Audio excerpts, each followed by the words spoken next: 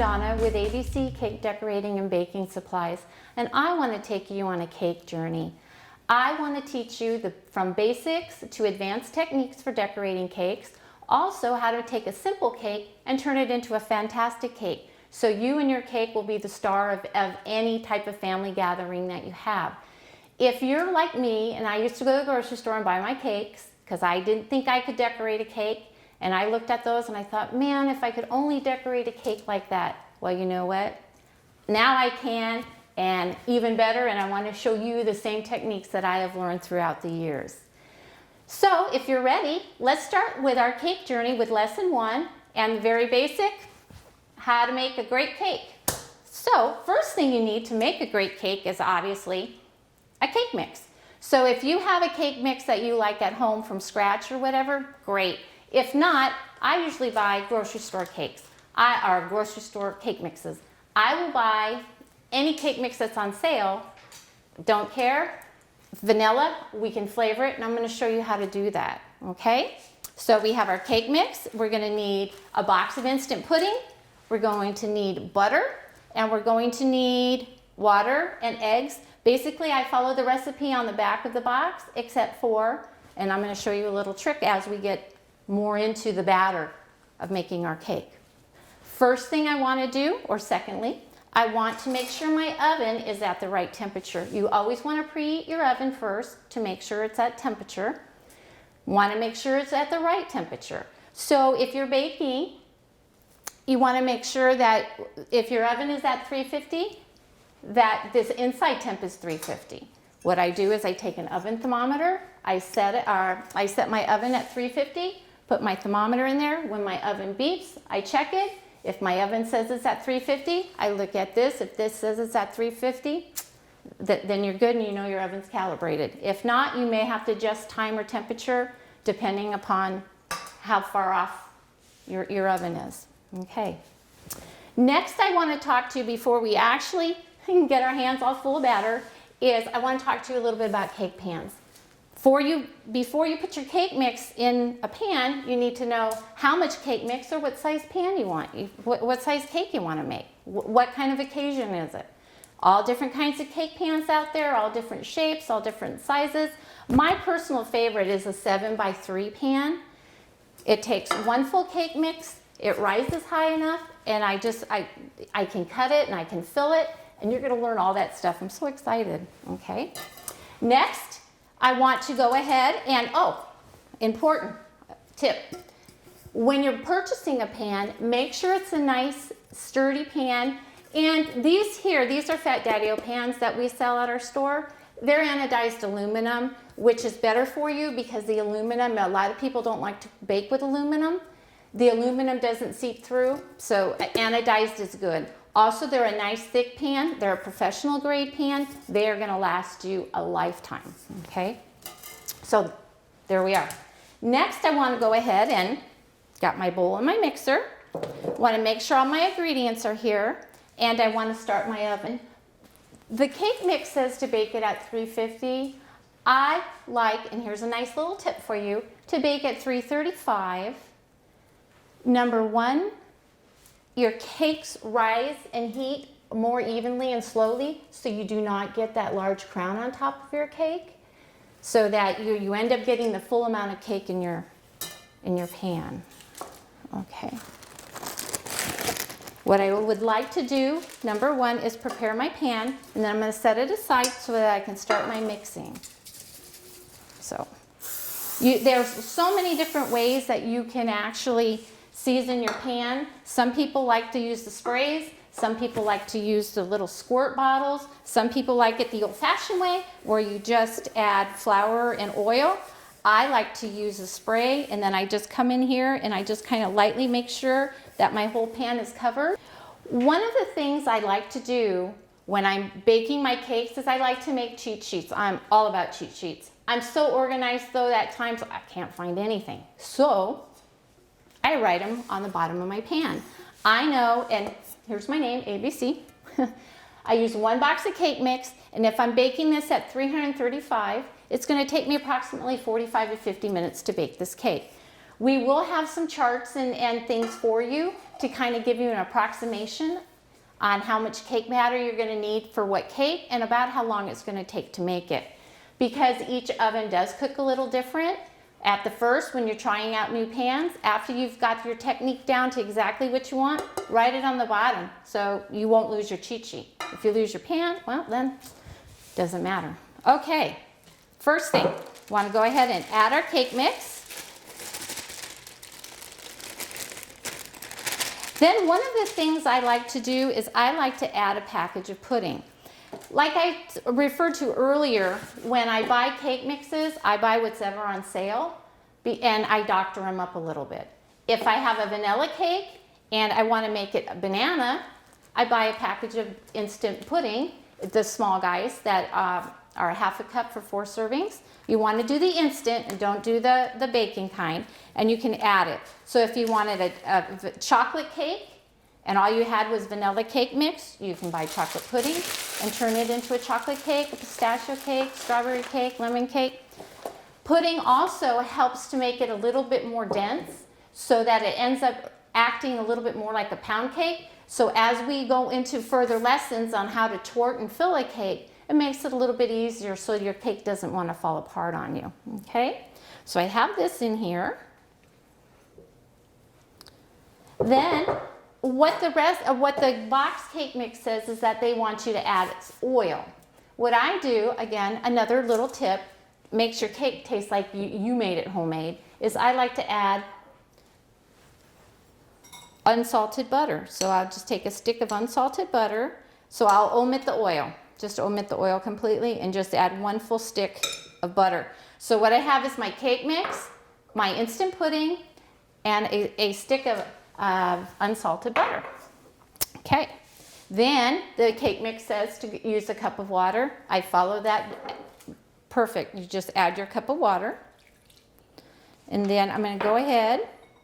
I think I'm going to smash up my butter just a little bit more. It's also, when you're making your cakes, also nice to have your ingredients at room temperature, like your eggs and your butter, because they tend to want to work a little bit better, and they also are easier to work with. Okay, so, and when I mix my cakes, I like to mix them at a low speed, and I also like to incorporate them and use, if you're using whisks like this, don't go over medium speed, because we don't want to start making a mess and spreading things. Also, a deeper bowl is really nice too, because a shallow bowl, you make a mess in your kitchen too. And if you have a dog, well, they'll like it, but you're not gonna like it. So now we're just gonna slowly incorporate this, and then it says to add 3 eggs.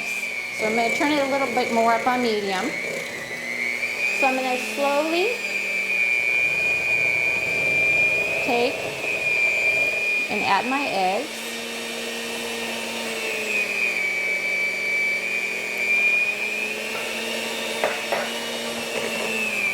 Okay, so this is a box of cake mix, 3 eggs, a cup of water.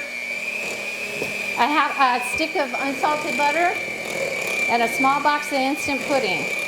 Now I just took a store-bought cake, a white cake, made it banana, and it's going to be so moist because of the added pudding. Even if it says there's pudding in the mix, I always just add another box. And then we mix it. And then when it starts to look like it's really mixed up well or incorporated, then you know what? I say we're good.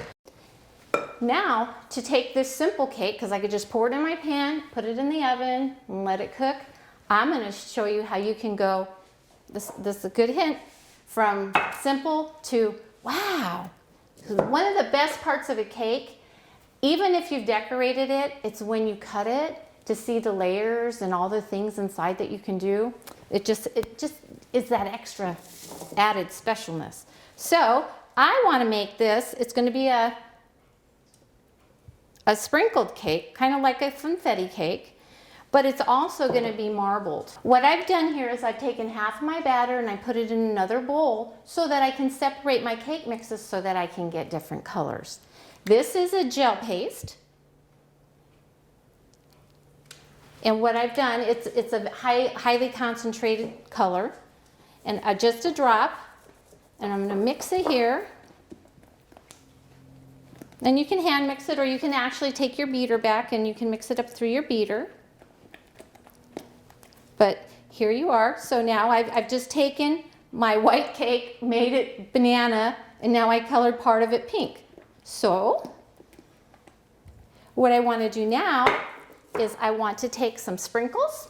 These are just regular sprinkles. And I'm just going to pour them in. Now there's no rule to how much or how less sprinkles you want. You just want to make sure you have enough so that you're going to be able to tell. And you do this after your cake mix is already mixed because you don't want to munch up your sprinkles. What's nice about these, and some people call them jimmies, what's nice about these is that when they bake into your cake, they get soft, but they keep the color, so they're not real crunchy. Now, if I wanted to do this a different color, I would have just colored this too, but because I want to make it kind of a confetti type of marble cake, what I'm going to do now is just take this and add it back in, but I'm not going to mix it in all the way. I'm just going to lightly stir it. So we're just going to lightly stir it, not getting real crazy with it, okay? Then I'm going to take my cake pan and put my cake mix in here. Oh, look at that. So see, you've just taken a very simple box cake and you've already added a professional touch to it. When they open the cake and cut the cake, they're going to be so, wow, Mom, you made that? I think you're great. So then just kind of tap it just to make sure it's nice and level. So now that I've poured my cake mix into my cake pan, I'm ready to put it into my preheated oven. My oven is at 335 and it's ready to go. My oven's telling me it's ready. So what I'm going to do is take gotta open your door first, put my cake pan in there. Then I'm going to set my timer, and I'm always going to set it on the low side of what it says because then I can start testing it from there. One thing I want to show you before we leave this lesson is if you're going to be baking a larger cake, they have these things called heating cores. This is a 16-inch pan. One of the things is you want to make sure your pan's going to fit in your oven, number one. So take oven measurements when you start getting into larger pans. What a heating core is, it's basically nothing more than just kind of a metal. Actually, it kind of looks like a flour nail, which you're going to learn all about in another lesson. But what you do is you place them in the bottom of your pan, and when you buy these, they have a chart as to how big your cake is, how many you need, and if you're doing kind of a square cake, or a long cake, you put them in a line here. What you do is you set them on the bottom, and then you pour your cake batter in there, and then you bake it. But what happens here is these elements heat up so that your whole cake will bake nice and thorough. Okay, it's 45 minutes, so let's check our cake and see how it's doing. Couple different ways you can check your cake. One is you can use, and this is a cute little dude, you can use a cake tester, which actually what we do is you just push it in, take it out, and if it's clean, kind of like, remember old-fashioned Mom used to say, if it's clean, then the cake's done. Use this, you can use spaghetti, and you can use your finger method too. One of the things you do want to do is first, when you open it, if the cake is still wiggling, then you don't even need to check it because you know it's not done. You can also take your hand and you can kind of push on it just a little bit and see if it's done. If it doesn't wiggle and you're not sure, and because I have two different shelves for my oven, I want to make sure that my cake is done. I'm going to use this because I'm the cake tester because I did a thicker cake, so therefore I want to make sure. So I'm going to take it and I'm going to push it right in the center and bring it out, and it came out clean. So I'm going to say my cake is done. So I'm going to take it. I'm going to take it out and put it on my cooling rack. And now we're going to let it cool. I usually let it cool for about 5 to 8 minutes to where it's pretty much cool to the touch. Now what I want to do is flip it over and let it continue to cool. You don't ever want to cut a warm cake, so you want it to cool completely. If you're afraid that your cake might stick to your cardboard, what you can do is just take a piece of parchment paper again, love parchment paper. Can't have enough of it. You can put it on your board, and then you can take your cake, and then what I do is if the pan's still a little too hot, you can just take it, flip it over like this, and then let's hope it worked. So we're gonna go, ta-da! So now we're gonna just go ahead and put our cake back on the cooling rack. Now if you want, if you have a larger cake and you don't want it to actually cool on the cake board, you can just take this and voila, your magic. Now you can just let the cake cool off and finish cooling. Now we're getting ready for lesson 2, making the icing, so we can make our cake beautiful. Thank you for watching. See you in lesson 2.